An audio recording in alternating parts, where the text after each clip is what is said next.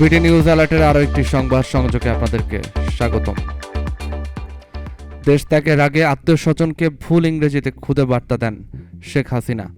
দলীয় নেতাকর্মীদের না জানালেও দেশ ত্যাগের আগে ঠিকই আত্মীয়-স্বজনকে ইংরেজিতে খুদে বার্তা পাঠিয়েছিলেন শেখ হাসিনা।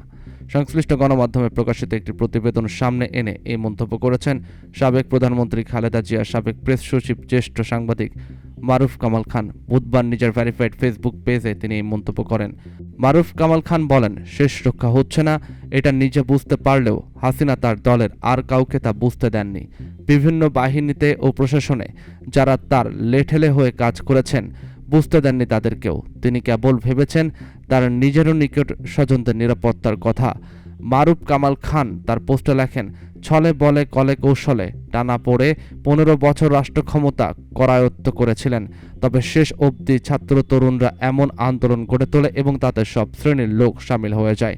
গুলি করে মানুষ মেরে এই আন্দোলন রাখার চেষ্টায় সেনারা সায় না দিয়ে বেঁকে বসে। হাসিনা বুঝে যান তার খেল খতম। তারপরেও কয়েক ঘন্টা স্নায়ুর যুদ্ধ চালান এবং সেই ফাঁকে পালিয়ে গিয়ে ভারতে আশ্রয়ের বন্দোবস্ত সেরে নেন। তিনি বলেন, নিজের নিরাপদে পালাবার বন্দোবস্তের পাশাপাশি তিনি ঘনিষ্ঠ আত্মীয় স্বজন ও বংশের লোকেদের দেশ ছেড়ে পালাতে বলেছেন। এই গ্রুপে মেসেজ ছাড়াও তিনি শেখ হাসিনা তাদের আত্মীয় স্বজন সবাইকে আলাদা করেও বার্তা দিয়েছেন।